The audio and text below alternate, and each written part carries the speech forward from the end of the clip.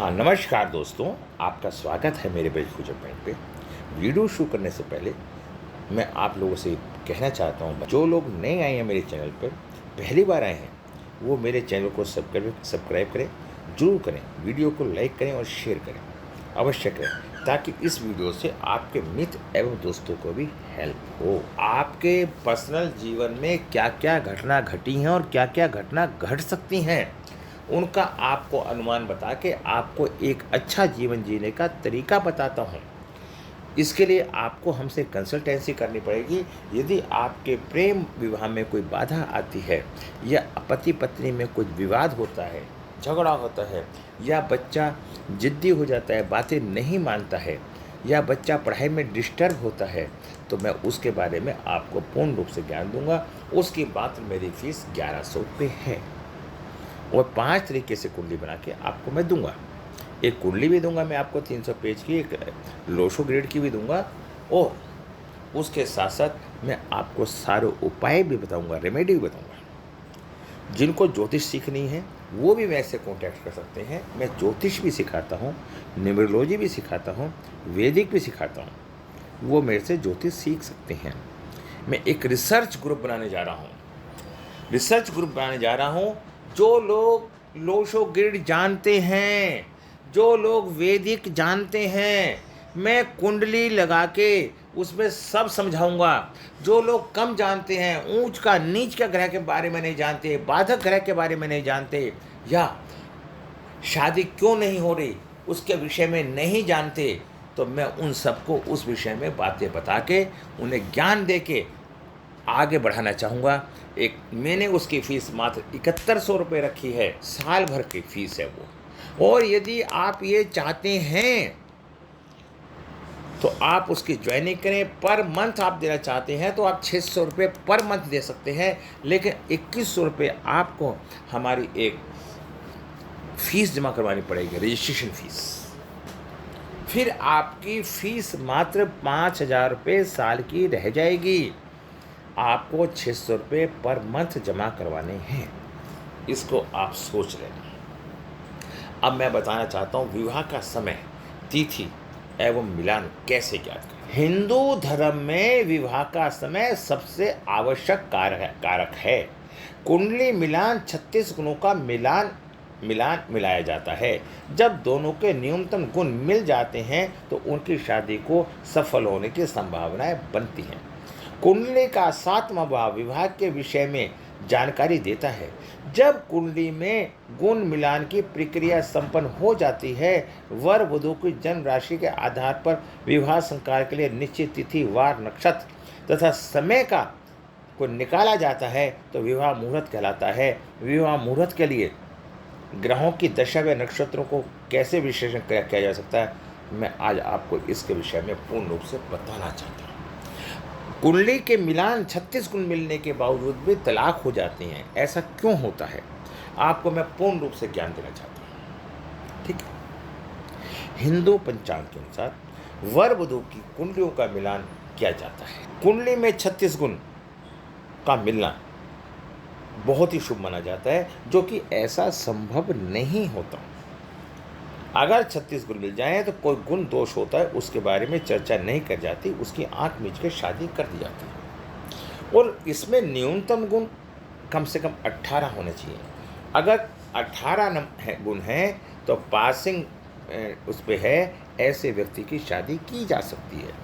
विवाह के लिए 18 से 25 गुण मिलना सामान्य माना जाता है। 25 से 32 गुण मिलना उत्तम माना जाता है। जिन लोगों की कुंडली में 25 से 32 गुण मिल जाते हैं, उनकी कुंडली अति उत्तम मानी जाती है। इसके अलावा जिन वर वधू के 32 से 36 गुण मिलते हैं, उनकी कुंडली सर्वोत्तम मानी जाती है। ऐसा माना जाता है जिस जातक की कुंडली में 32 से 36 गुण मिल जाते हैं, जातक वैवाहिक जीवन बहुत सुख और खुशहाल होता है। हालांकि ऐसा बहुत ही कम होता है, मैंने बताया ऐसा बहुत ही कम होता है। किसी के 32 से 36 गुण मिलना बड़ा मुश्किल होता है। वर वधू की जन्म राशि के अनुसार विवाह मुहूर्त निकलता है। जब गुणों का मिलान हो जाता है, उसके बाद वर वधू की जन्म राशि के आधार पर विवाह मुहूर्त निकाला जाता है। विवाह संस्कार के लिए जन्म राशि के आधार पर एक निश्चित तिथि, वार, नक्षत्र और समय निकाला जाता है। जब कुंडली के मिलान की प्रक्रिया संपन्न हो जाती है, वर वधु की जन्म राशि के आधार पर विवाह संस्कार राशि के आधार पर निश्चित हो जाते हैं। तिथि, वार, नक्षत्र तो समय का निकाला जाता है तो विवाह मुहूर्त कहलाता है। वर या वधु की चंद्र राशि यानी उसका जन्म जिस चंद्र नक्षत्र में होता है उसके आधार पर विवाह की तिथि ज्ञात करते हैं, प्रयोग की जाती है। वर कन्या की राशियों के विवाह के लिए एक समान तिथि विवाह मुहूर्त के लिए जाता है। देखिए, कन्या की राशि से विवाह के लिए एक समान तिथि को विवाह मुहूर्त के लिए लिया जाता है। वधु के गुरु बल और वर के सूर्य बल पर विचार किया जाता है। यदि किसी कन्या का गुरु अच्छा है तो उनका वैवाहिक जीवन बहुत अच्छा होगा, और वर का सूर्य बल पर विचार किया जाएगा। और हम बृहस्पति को भी देखते हैं क्योंकि बृहस्पति भी इसका कारक होता है। वधु की राशि में बृहस्पति यदि द्वितीय, पंचम, सप्तम, नवम या एकादश भाव में हो तो शुभ माना जाता है। बृहस्पति द्वितीय, पंचम, सप्तम, नवम और एकादश भाव शुभ माना जाता है। चतुर्थ, अष्टम और द्वादश भाव में गुरु होना अशुभ माना जाता है। ठीक उसी प्रकार से वर की राशि में यदि सूर्य तृतीय, छठे, दशम या एकादश भाव में है तो वह शुभ होता है। इसके अलावा चतुर्थ, अष्टम, द्वादश भाव अशुभ माना जाता है। विवाह मुहूर्त में अहम है लगन भाव। विवाह के समय लगन का समय निकाला जाता है। यहाँ लगन का अर्थ फेरे का समय। लगन का निर्धारण विवाह की तिथि तय होने के उपरांत किया जाता है। अगर लगन तय करने में थोड़ी सी भी त्रुटि होती है तो यहाँ एक दोष माना जाता है। विवाह की तिथि को शरीर, चंद्रमा को मन, योग और नक्षत्रों को शरीर का अंग और लगन को आत्मा माना जाता है। लगन तय करते समय ध्यान रखें, जन्म कुंडली में अष्टम भाव का स्वामी विवाह लगन में स्थित नहीं होता। इसके अतिरिक्त लगन में पीड़ित चंद्रमा, शुभ और मंगल अष्टम भाव में स्थित नहीं होने चाहिए। वर्तमान में युवक युवतियों का उच्च शिक्षा या अच्छा करियर बनाने के लिए चक्कर में अधिक उम्र के हो जाने पर विचार में काफ़ी विलम्ब हो जाता है। उनके माता पिता को असुरक्षा की भावना, अपने बच्चों को अच्छे खाने, कमाने और आत्मनिर्भर होने तक विवाह ना करने पर सहमत हो जाने कारण विवाह में विलम्ब हो जाता है। ज्योतिष दृष्टि से जब विवाह योग बनता है तो विवाह टालने से विवाह में बहुत देरी हो जाती है। ये विवाह को लेकर अत्यंत चिंतित हो जाती हैं। वैसे विवाह में देरी होने का एक कारण बच्चे को का मांगलिक होना भी होता है। ठीक, इसके विवाह के योग 27, 29, 31, 33, 35, 27 वर्ष में बनते हैं। जिन युवक युवतियों के लिए विवाह में विलम्ब हो गया है तो उनके ग्रहों की दिशा ज्ञात कर विवाह के योग कब बनते हैं जाना जा सकता है। जिस वर्ष शनि और गुरु दोनों सप्तम भाव या लगन को देखते हैं, शनि और गुरु, तब विवाह के योग बनते हैं। सप्तमेश की महादशा, अंतर्दशा या शुक्र गुरु की चंद्र महादशा में विवाह का प्रबल योग बनता है। सप्तम भाव में स्थिति ग्रह का सप्तमेश के साथ बैठे ग्रह का महादशा अंतर्दशा में विवाह होता है। विवाह काल का निर्णय कब होता है? गुरु चंद्रमा की महादशा में जब देव गुरु का अंतर आए तो विवाह होता है। क्या होता है? विवाह होता है। दशम भाव के स्वामी की महादशा में जब अष्टम भाव के स्वामी का अंतर आए तो भी विवाह होता है। यदि कुंडली में गुरु ग्रह के अन्य कोई ग्रह युक्ति कर रहा है तो ऐसे ग्रह की महादशा में गुरु, शुक्र व शनि के अंतर काल में विवाह होता है। लगन भाव के सप्तम भाव के स्वामी का स्पष्ट राशि योग के समान राशि में उस अंश का देव गुरु आते हैं तो विवाह होगा। यदि महादशा सप्तम भाव के स्वामी की चल रही है तो उस सप्तम भाव की स्थिति, ग्रह स्थिति, बृहस्पति व शनि का आधार काल में विवाह निश्चित है। सप्तम भाव के स्वामी शुक्र के स्वामित्व वाले भाव में जब चंद्र व गुरु की गोचरण्य युक्ति हो तो विवाह होता है। अन्य योग क्या है? लगन। जब गोचर में सप्तम भाव की राशि आए है, जब शुक्र और सप्तम एक साथ हों तो सप्तमेश की दशा अंतर्दशा में लगन चंद्रमा लगन एवं शुक्र लगन की कुंडली में सप्तमेश की दशा अंतर्दशा में शुक्र एवं चंद्रमा में जो भी बली हो, चंद्र राशि की संख्या अष्टमेश की संख्या जोड़ने पर जो राशि आए उसके गोचर गुरु आने पर लग्ने सप्तमेश या स्पष्ट राशि आदि के योग की तुल्य राशि में जब गोचर गुरु आए, दशमेश की महादशा और अष्टमेश में अंतर। सप्तमेश शुक्र ग्रह में जब गोचर में चंद्र गुरु आए, द्वितीयेश जिस व्यक्ति की राशि में हो उस ग्रह की दशा अंतर्दशा में ये अन्य योग होते हैं। इन दशा अंतर्दशा में विवाह होने के योग होते हैं। अब विवाह में बाधक योग क्या होते हैं? यदि जन्म कुंडली में 6, 8, 12 स्थानों में अशुभ माना जाता है, मंगल शनि राहु केतु और सूर्य को क्रूर ग्रह माना जाता है, इनमें अशुभ स्थिति होने पर दाम्पत्य सुख में कमी आती है। सप्तमेश में द्वादश भाव में हो और राहु लगन में हो तो वैवाहिक सुख में बाधा होना संभव है। सप्तम भाव राहु युक्त द्वादशपति से वैवाहिक सुख में कमी होना संभव है। सप्तम पति और सप्तम द्वादश में यदि राहु की युक्ति हो तो दाम्पत्य सुख में कमी के साथ साथ लगन की स्थिति शनि राहु में दाम्पत्य सुख में कमी आती है। सप्तमेश छठे अष्टमेश द्वादश भाव में हो तो वैवाहिक सुख में कमी होना। षष्टमेश का संबंध यदि द्वितीय सप्तम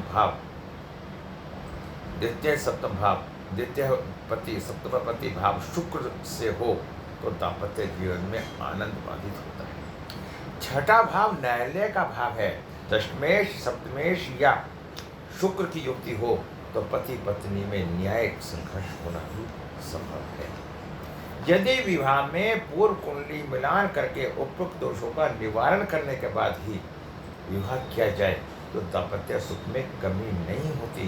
किसी की कुंडली में कौन सा ग्रह दाम्पत्य सुख की कमी ला सकता है, इसके लिए किसी एक अच्छे सलाहकार, एक अच्छे एस्ट्रोलॉजर, एक अच्छे ज्योतिषी से सलाह करके कार्य करना चाहिए। विवाह योग के मुख्य कारक। सप्तम भाव का स्वामी खराब है या सही है, वह अपने भाव पर बैठकर या किस अन्य स्थान पर बैठकर अपने भाव को देख रहा है। सप्तम भाव पर किसी अन्य पाप ग्रह की दृष्टि नहीं है। कोई पाप ग्रह सप्तम में बैठा नहीं है। यदि सप्तम भाव में सम राशि है, सप्तमेश और शुक्र सम राशि में है, सप्तमेश बली है, सप्तमेश में कोई ग्रह नहीं है, किसी पाप ग्रह की दृष्टि सप्तम भाव और सप्तमेश पर नहीं है, तो दूसरे 7वें 12वें भाव में स्वामी केंद्र या त्रिकोण में है तो गुरु की दृष्टि है। सप्तमेश की स्थिति के आगे के भाव में या 7वें भाव में कोई क्रूर ग्रह नहीं है, विवाह नहीं होगा। अगर ऐसा है तो सप्तमेश शुभ स्थान पर नहीं है। सप्तमेश छठे भाव या 12वें स्थान पर अस्त होकर बैठा है। सप्तमेश नीच राशि में है। सप्तमेश 12वें भाव में है। लग्नेश या राशिपति सप्तम भाव में बैठा है। चंद्र शुक्र साथ है, उनमें सप्तम में मंगल और शनि विराजमान हैं। शुक्र मंगल दोनों सप्तम में हैं। शुक्र मंगल दोनों पंचम एवं नवम में हैं। शुक्र किस पाप ग्रह के साथ है? पंचम या नवम भाव में है। शुक्र बुद्धि शनि तीनों ही नीच हैं। पंचम में चंद्रमा में, 7वें में 12वें भाव में 2 या 2 से अत्यधिक पाप ग्रह हैं तो सूर्य स्पष्ट और सप्तम स्पष्ट बराबर का हो तो ऐसे विवाह योग के मुख्य कारक हैं। विवाह नहीं होगा अगर ऐसा है। अगर ऐसे योग पाए जाते हैं तो विवाह के अंदर परेशानी होने की संभावना है। विवाह में देरी के योग। सप्तम में बुध और शुक्र दोनों के होने पर विवाह वादे चलते रहते हैं।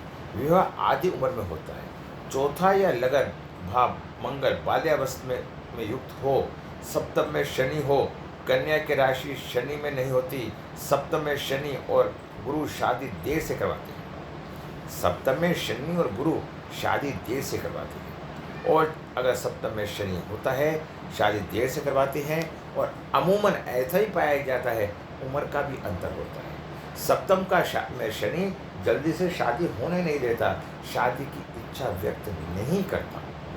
चंद्रमा से सप्तम में गुरु शादी देर से करवाता है। यह बात चंद्रमा की राशि करक से भी मानी जाती है। सप्तम में त्रिक भाव का स्वामी हो, कोई शुभ ग्रह योग करक नहीं हो तो पुरुष विवाह में देरी होती है। सूर्य, मंगल, बुध लगन या राशिपति को देखता है।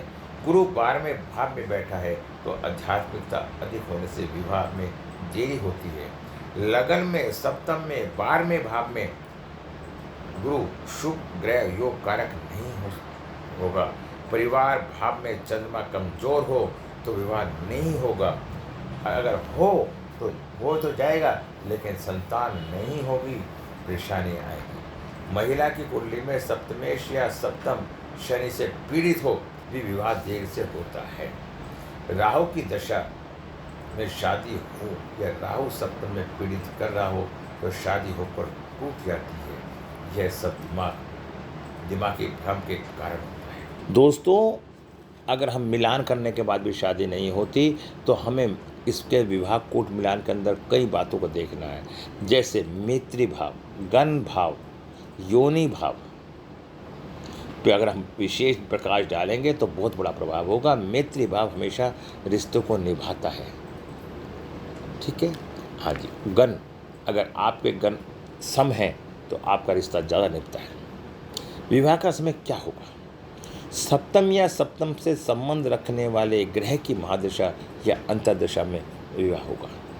कन्या की कुंडली में शुक्र से सप्तम और पुरुष की कुंडली में गुरु से सप्तम की दशा में या अंतर्दशा में विवाह होता है। गुरु से सप्तम या शुक्र से सप्तम होता है।